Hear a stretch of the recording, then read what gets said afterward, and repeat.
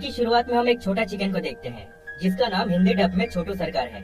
वो सिटी का main bell बजाकर सबको अलर्ट करके कहता है कि सभी अपनी जान बचाओ, तुम सब खतरे में हो। जिससे सभी एनिमल्स इधर उधर भागने लगते हैं और इस भागदौड़ में काफी कुछ नुकसान भी हो जाता है। अब जैसे ही सभी छोटू सरकार के पास आकर उसे पूछते हैं कि आखिर हुआ क्या है, तो वो कहता है कि आसमान टूट रहा था और उसका एक टुकड़ा मेरे सर पे भी गिरा था, जो बिल्कुल एक स्टॉप साइन के शेप में था। लेकिन कोई उसकी बात को सीरियसली नहीं लेता। सभी को लगता है कि उसने सबको बेवकूफ बनाया, जिसके लिए सभी छोटू सरकार के डैड को भला बुरा कहने लगते हैं। अब सीन शिफ्ट होती है एक साल बाद, जहाँ उस आसमान गिरने वाली बात को अभी तक किसी ने नहीं भूला था और हर तरफ छोटू सरकार का मजाक उड़ाया जाता था। यहाँ तक कि स्कूल में भी उसे बाकी स्टूडेंट्स परेशान किया करते थे और उसके किसी न किसी गलती के कारण उसके डैड को हमेशा डांट सुनना पड़ता था। छोटू सरकार अपने डैड को प्राउड फील कराना चाहता था, इसलिए वो स्कूल के बेसबॉल गेम में पार्टिसिपेट करता है। पर वो इतना छोटा था कि बैट तक को सही से उठा नहीं पाता था और वहाँ भी सभी उसका मजाक उड़ाने लगते हैं और उसकी टीम को लगता था कि उसकी वजह से हम मैच हार जाएंगे। पर जैसे ही वो बैटिंग करने आता है तो पहले के 2 बॉल तो वो मिस कर देता है, पर तीसरे बॉल पर वो किसी तरह जोर से हिट कर देता है और रन के लिए बहुत तेजी से भाग कर फाइनली वो मैच को जिता देता है, जिससे सभी उसकी बहुत तारीफ करने लगते हैं और उसकी आसमान गिरने वाली बात को अब सभी भूल जाते हैं। अब घर में छोटू सरकार अपने डैड के साथ जीत की खुशी में एंजॉय कर रहे होते हैं। उसके डैड उसे कहते हैं कि तुमने तो मुझे आज सच में प्राउड फील करा दिया। फिर वो उसको गुड नाइट कहकर चले जाते हैं। तभी छोटू सरकार देखता है कि विंडो से एक स्टार सीधा आकर उसके सर पे टकरा जाती है, जिससे उसको याद आता है कि ये तो वही आसमान का टुकड़ा था जो 1 साल पहले भी उसके सर पे टकराई थी, लेकिन किसी ने उसका विश्वास नहीं किया था। एक्चुअली ये एक स्पेसशिप का पीस था। फिर वो देखता है कि इस चीज को कहीं भी रखने से पूरी तरह से ट्रांसपेरेंट हो जाती है, जिसके बाद वो अपने तीनों फ्रेंड्स को बुलाता है, जिसमें एक डक, फिश और पिग होते हैं। छोटू सरकार अपने डैड को इस बारे में नहीं बताता।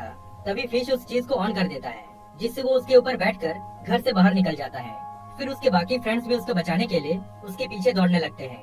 वो चीज एक जगह पर रुक जाती है और गोल गोल घूमने लगती है और कुछ टाइम के बाद वहाँ एक बहुत बड़ा स्पेसशिप सामने आ जाता है और उसमें से 2 एलियंस बाहर आकर कहीं चले जाते हैं। इसी का फायदा उठाकर अब ये तीनों स्पेसशिप के अंदर चले जाते हैं। छोटू सरकार एक छोटा सा क्रिएचर से मिलता है जो उसी के ही पीछे पीछे जाने लगता है। अब ये तीनों फाइनली फिश को ढूंढ लेते हैं और तभी वो देखते हैं कि इन एलियंस ने कई सारे प्लैनेट्स को कट किया हुआ था और अगला नंबर अर्थ का था, जिससे इन सबको लगता है कि ये एलियंस हमारे अर्थ को तबाह कर देंगे। तभी वो 2 एलियंस वापस शिप में आ जाते हैं और इन सभी को देख लेते हैं, जिसके बाद ये सब किसी तरह शिप से बाहर तो आ जाते हैं, लेकिन वो एलियंस भी इन सभी के पीछे पड़ जाते हैं और उन पर हमला करने लगते हैं। पर छोटू सरकार किसी तरह दोबारा मेन बेल को बजा देता है, जिससे सभी एनिमल्स उनकी तरफ दौड़ते हुए आने लगते हैं। पर उससे पहले वो एलियंस अपने स्पेसशिप को लेकर वहाँ से गायब हो जाते हैं। छोटू सरकार सबको कहता है कि यहाँ पर एलियंस आए थे। उसके फ्रेंड्स भी सबको कहते हैं कि छोटू सरकार सच बोल रहा है, लेकिन कोई उन पर बिलीव ही नहीं करता और छोटू सरकार के डैड को भी दोबारा शर्मिंदा होना पड़ता है। अब अगले दिन डक छोटू सरकार को कहती है कि तुम्हें अपने डैड से इस बारे में एक बार अच्छे से बात कर लेनी चाहिए, पर छोटू सरकार कहता है कि अब बहुत देर हो चुकी है। तभी उनके पास वो छोटा सा क्रिएचर आ जाता है जो स्पेसशिप से बाहर आ गया था और अब छोटू सरकार को समझ आ जाता है।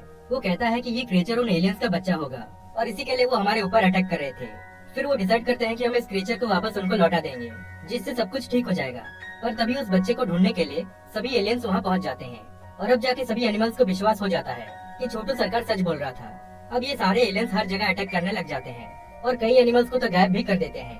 फिर छोटू सरकार अपने डैड को सारी बातें समझा देता है, जिसके बाद वो भी उसका साथ देते हैं।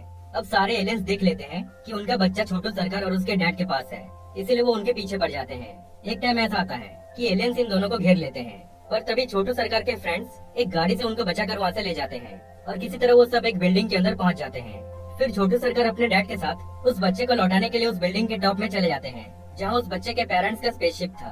पर एलियंस उनको खतरा मानकर उन पर हमला करने लग जाते हैं और उनको स्पेसशिप के अंदर ले आते हैं, जहाँ उस बच्चे का डैड उन दोनों को मारने ही वाला होता है कि वो बच्चा अपने डैड को कहता है कि ये दोनों बुरे लोग नहीं है, इन्होंने ही मुझे यहाँ तक पहुँचाया। जिसके बाद उस बच्चे के मॉम डैड अपने असली रूप में आ जाते हैं और सभी से सॉरी कहकर सब कुछ पहले जैसा कर देते हैं और वो कहते हैं कि हमने अर्थ को छोड़कर बाकी प्लैनेट्स को इसीलिए कट किया था क्योंकि हमारा फेवरेट फूड एकॉर्न है, जो किसी भी प्लैनेट में हमें नहीं मिला सिवाय अर्थ के। फिर ये सभी एलियंस उस बच्चे को लेकर वापस चले जाते हैं और अब इस इंसिडेंट को लेकर छोटू सरकार के ऊपर एक फिल्म भी बन जाती है, जिसको सभी थिएटर में एंजॉय करने लगते हैं और छोटू सरकार सबके नजरों में हीरो बन जाता है। और इसी तरह ये मूवी यहीं पर एंड हो जाती है।